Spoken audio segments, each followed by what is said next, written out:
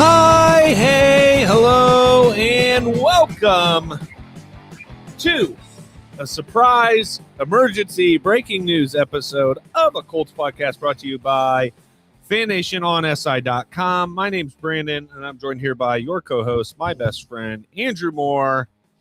How are you doing? We're keeping this short for you guys tonight, but obviously have to chat about the news. See, we thought this week was going to be an off week. Brandon and I weren't planning on recording at all this week, and then the bomb drops. It seems like we're good for one of these a summer where breaking news just happens and we have to completely shift around our schedule. Last year, Phil Rivers. That was always happens on January. Yeah, it does happen on an off week. It's like the NFL and the Colts can never sleep. But I'm doing good, man. Obviously, the news today that our whole episode is going to be dedicated to was a shock, that's for sure. And now the Colts are going to have to adjust on the fly. So it'll be interesting to see how they do adjust. How you doing yourself? I'm doing myself muted here. I'm doing just fine. Planted some flowers earlier, cleaning up the place before the lady gets home from a long trip away. You're a gardener now. Not even my house, but I'm just a helping hand here. But yeah, today, Wednesday, KHARI WILLIS announces on Instagram he will be retiring to devote his life to the ministry. Let's read the statement that he released today, Andrew. Let me get this banner out of the way. So KHARI WILLIS. I'd first like to thank the Indianapolis Colts organization for granting me the opportunity to compete in the National Football League the past 3 years. I've built lifelong relationships with numerous teammates, coaches, and sports staff that have impacted me greatly. The lessons that I've learned in this phase of my life will be valuable for me in my next chapter. With much prayer and deliberation, I have elected to officially retire from the NFL as I endeavor to devote the remainder of my life to the further advancement of the gospel of Jesus Christ. I thank all of my family, friends, and those who have supported me on this journey thus far, and I look forward to your continued support through the next phase of my life. I'm both humbled and excited to pursue the holy call that God has for my life, which brings me much joy and purpose. Thank you all for your support over the years. God bless. KHARI WILLIS.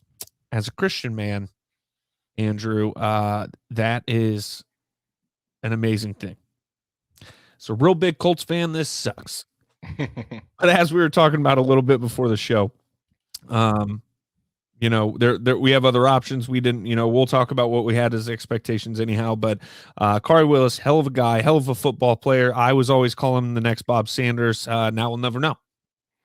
KHARI WILLIS was a really great person. And that was evident from the time the Colts drafted him in the 4th round back in 2019. He always seemed, and you heard this from not only other players but people in the media as well. He didn't seem like he was a young player. He always seemed very mature for his age, mature for his years in the NFL, and he was a guy that the defensive backs really gravitated towards. KHARI WILLIS, from the moment he stepped on the field as a Colt, he could be relied upon most of the time, I would say. I mean, with you noticed that there was a hole in the secondary whenever KHARI WILLIS wasn't out there. I'm not saying KHARI WILLIS was a Pro Bowl player, all pro, nothing like that. But KHARI WILLIS, for a 4th round pick, a very solid player out there for the Indianapolis Colts. And obviously such a tough decision, because when you look at the contract, I mean, maybe it wasn't a tough decision, but just strictly looking at the figures, his base salary this year was going to be more than his 3 years in the NFL combined. I mean, he was up for his biggest contract, his biggest year of his rookie deal, was set to get a second deal next year, whether it was with the Colts or somewhere else in free agency.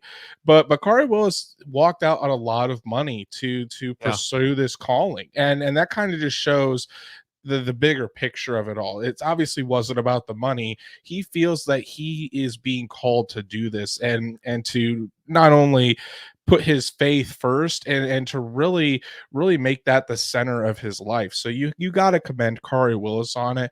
I definitely don't feel like he's walking out on the team at all. I think he's doing what he feels compelled to do, and that his life has a bigger purpose than being a safety for the Indianapolis Colts. So, I mean, kudos to him for being able to do that. But yeah, Karlis Willis was a hell of a person and a pretty darn good player as well. Still can't believe I've got a Colts calendar here by my desk, and lo and behold, would you believe it? Karlis Willis is the cover guy on for June. I swear I just looked at this morning. I was like, man, I love Karlis Willis. I swear I did this morning. And then you text me and I was like, no way. And I look over there. I was like, no way. Fourth round pick just a few years ago in 2019 draft by the Indianapolis Colts. Career stats: 219 tackles, 7 tackles for loss, 4 interceptions, 11 passes defended, whatever you call it, 3.5 sacks, just 1 forced fumble in 3 seasons. Andrew? Just one forced fumble in 3 That's crazy. seasons. But and he a did lot of pipe playing. A lot of pipe playing. But of the 39 games he did play with the Colts, he started 33 of them. So it didn't take long after his rookie season to be inserted into that starting lineup and to be one of the mainstays on the Colts defense the last few years. I'm telling you, it's never going to leave my brain. Was he the next Bob Sanders? We'll never know. He could have been. He was big guy, shorter dude, just stacked, flew to the ball. Would have been really interesting to see how his career turned out because he was nowhere near his prime. Yeah, and I thought even this year in the Gus Bradley defense, I mean, we saw a lot of times Karlis Willis making plays when he was a box safety or put in that role closer to the line of scrimmage. I thought that's where he excelled, and I think that's where Gus Bradley would have used him more this season. I think Karlis Willis would have been a guy more in the box. They would have asked him to do some different things as they let Julian Blackmon go back there as the deep safety and just roam around. They would put Karlis Willis in different situations to succeed. But and Stats Matt brings up kind of a point that I was gonna set that up with something. You're killing me, Andrew. Who's the producer? Who's the producer? Go set it up. I'll be quiet. So, well, I didn't want to do it until we moved on to the segment or the next part of the conversation. Where do the Colts go from here? Are you ready to move on to that part of the conversation? I guess so. Let's move it along to that part of the conversation. Why don't we throw up Matt's comment? Seems like this was a known or at least suspected thing for a while. And I saw you, Matt, on Twitter saying this. I think Zach was kind of agreeing with you there. Andrew made a point before this show that makes me feel, and Zach actually made this point too, but didn't connect the two things. I don't know that it was. Andrew said before the show, even we were going to go get Nick Cross, who we assume is going to be the starter at the strong safety. They would have gotten him in the second round next year if they could have, because they believed in him so much. So the trade up to go get this guy, was it because they knew Karlis was thinking this, or was it because that was their plan all along? And Karlis Willis probably just wasn't going to get a second contract with the Colts next year anyway. So just talking to some people and digging around a little bit this afternoon since the news came out, there were some, I would say, external rumblings, but there were some internal rumblings, and the Colts knew that Karlis Willis was contemplating this even last offseason. So this hasn't been something that's just a spur of the moment thing where Karlis Willis is like, well, I'm going to go into the ministry. This has been on his mind for quite some time now, and I think that's why the Colts have kind of prepared for this offseason, not only signing Rodney McLeod, but also going up and drafting Nick Cross at the end of the third round. Here I was thinking it was just because we needed more depth at safety. That's true. They did need more depth at safety, but when Karlis Willis has already internally talked to the Colts about his desires, you have to be prepared. And I think this isn't confirmed or anything, but I have a feeling that the reason he wasn't at mandatory minicamp last week, because Reich said it was a personal matter, he was probably contemplating it and making his final decision about all of this, and that's why he wasn't at mandatory minicamp. But yeah, it seems like the Colts have known about this for a while, and that is why they went heavy acquiring safeties because you got, like I said, McLeod, Cross, Armani Watts from Kansas City is a safety that they acquired. I know Sterling Weatherford, the undrafted free agent who's been playing a lot of linebacker. He can play. He played safety in college. So the Colts got some safeties this offseason to absorb the hit that Karlis Willis leaves. And I'm not going to say that McLeod or Cross can come in right away and absolutely replicate what Karlis Willis brings to the team, but I think the Colts are confident that one of those guys can step up and be a very good quality safety as we go through the 2022, excuse me. So I don't know a ton about, Nick Cross. Is he going to bring the power to that position like Karlis Willis? Nick Cross can hit. He's like a little lightning bolt. He's a guy that All flies right. all over the field. I think if you turn on some highlights, just go ahead and YouTube some Nick Cross highlights. I think you're gonna like what you see because he moves all over the field, has great ball skills, great anticipatory skills with the ball. He's a guy that can play deep safety and cover deep, but he can also play in the box. From what I've heard, just conversations with Zach and Jake, the Colts really like Nick Cross in a Jamal Adams type role in this defense where they're able to use him all over the field as a deeper safety sometimes, but a lot of times a safety that's in the box, a safety that can play in the slot if need be. So they really like what Cross brings and his ability to play multiple positions and be used in multiple ways in this Gus Bradley defense. So the Colts are really into Nick Cross. Anticipatory is a word. Ryder Andrew. Ryder It probably Andrew. is. I think I just would have gone with anticipation skills. But I mean, Andrew just wanted to show off the big brain that fits in that big head. But anyways, Nick Cross, the Colts are really excited about Nick Cross, and if Chris Ballard is trading up for a guy, they really believe he can be a major contributor to this team, and there's definitely going to be competition in camp between Nick Cross and Roddy McLeod. It's not just Nick Cross's job to lose. But I think that if I put a prediction on it, I think Nick Cross starts week 1 and he starts the tandem with Julian Blackmon as that young safety group. That could be a duo for years. For quite a few years to come. Ballin'. All right, you want to run through this other Colts news real quick? There's not much. Yeah, we can. Did you have any other thoughts about Karlis Thank Willis? you, Karlis Willis. Thank you, Kari. Give him a round of applause. We'll get there. I can, volume and all that. Karlis Willis. All right. Shoot him a DM, see if we can get him on the show now.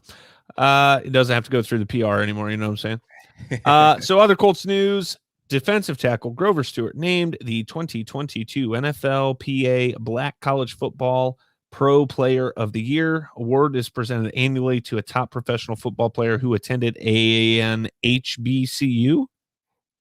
Yeah, so Grover Stewart out of Albany State got this award because it's obviously, as it says here, that it goes to a player who attended a historically Black college or university. So prestigious award for Grover Stewart.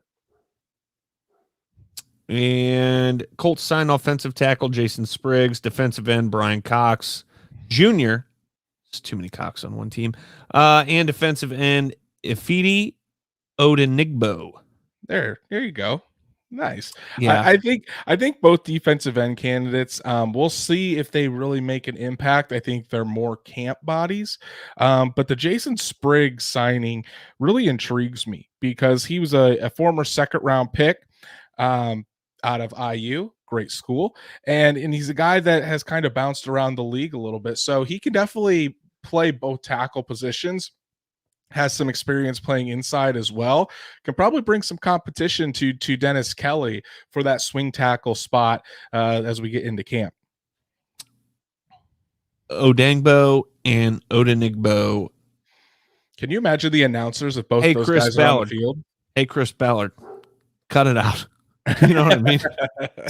Save us, please. Maybe that's how he's trying to get the media to just shut the hell up and stop talking about us. Hey, if I draft enough guys that these dudes don't want to say their names, maybe they'll just stop talking about us altogether.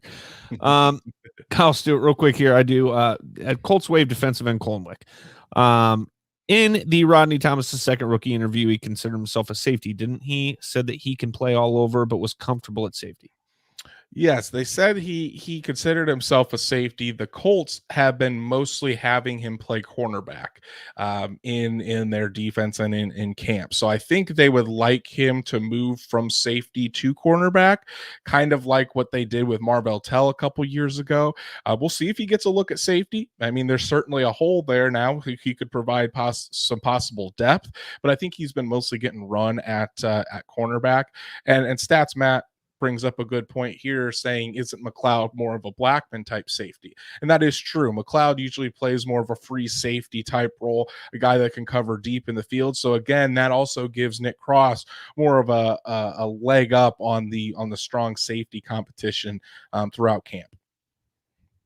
All right, everybody, make sure to go follow us at a Colts Podcast on Twitter, Instagram, and Facebook. We are growing. We're growing. I slapped up a random highlight video the other day. It just 2K views in a matter of a few days. That's all thanks to you guys for spreading the good word about the Good Colts Podcast. Sorry again to our close friend who doesn't appear to be at the show tonight about my comments last week. Andrew, do you have anything else to say? Might have an episode next week, might not. We'll see. Thank you, KHARI Willis. Was a great player, even better person. But Colts are going to be fine at strong safety. Good luck in your ventures. Go Colts. Amen. Go Colts. Let this moment become a cherished memory. And then remember, a legacy is only worthwhile when there is a future to fuel. God bless you, and God bless football.